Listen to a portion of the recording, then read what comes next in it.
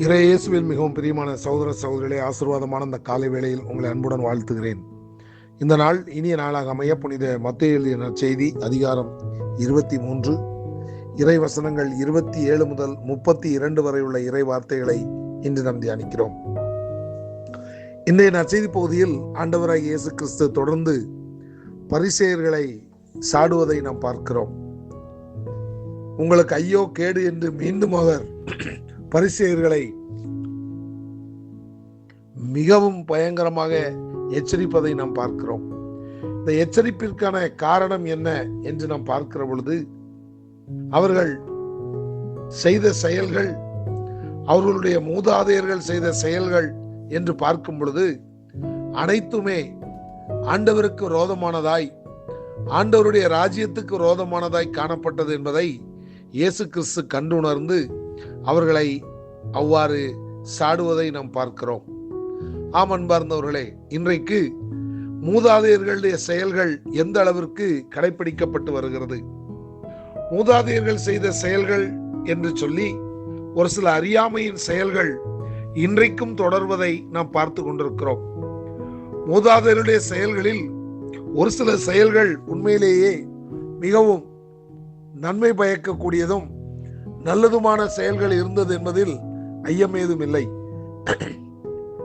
ஆனால் அதே வேளையில் மூதாதையருடைய கரங்களில் ஆண்டவருடைய வார்த்தை கிடைக்காததினால் அவர்கள் பல்வேறு விதமான அறியாமையின் முறையில் வழிபாடுகளை நடத்தி கொண்டிருந்தது உண்மையிலும் உண்மை. அவர்கள் இறை வார்த்தையை அந்த நாட்களிலே பெற்றுக்கொள்ளாததால் அந்த மூதாதையர்கள் ஒரு சில அர்த்தமற்ற வழிபாடுகளில் ஈடுபட்டிருந்தார்கள் என்பதும் மறுக்க முடியாத உண்மை.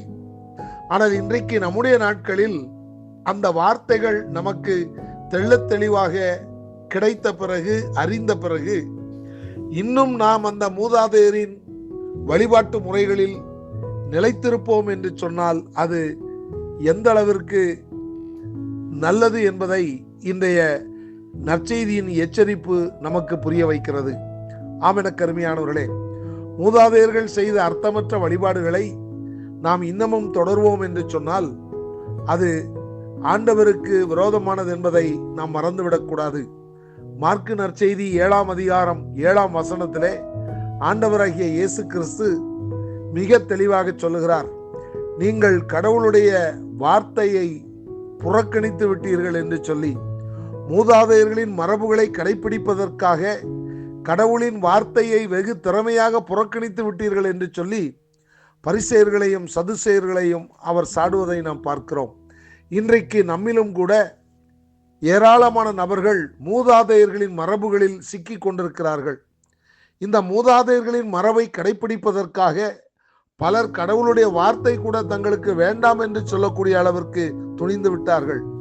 ஆனால் விண்ணும் மண்ணும் ஒளிந்தாலும் ஒளியாதது அவருடைய வார்த்தைகள், வாழ்வு தருவது அவருடைய வார்த்தைகள், நிலை வாழ்வுக்கு நம்மை அழைத்து செல்வது அந்த வார்த்தைகள், இறுதி நாளில் நம்மை தீர்ப்பிடப் போவது அந்த வார்த்தைகள் என்கிறபடினால் நம்முடைய முழு முதல் முக்கியத்துவத்தை ஆண்டவருடைய வார்த்தைகளுக்கு கொடுத்து, அன்னை மரியாள் அந்த வார்த்தைக்கு கீழ்ப்படிந்து வாழ்ந்தது போல ஒரு அர்த்தமுள்ள அற்புதமான வாழ்க்கையை நாமும் வாழ்ந்து ஆண்டவருக்கு சாட்சி பகர்வோம்.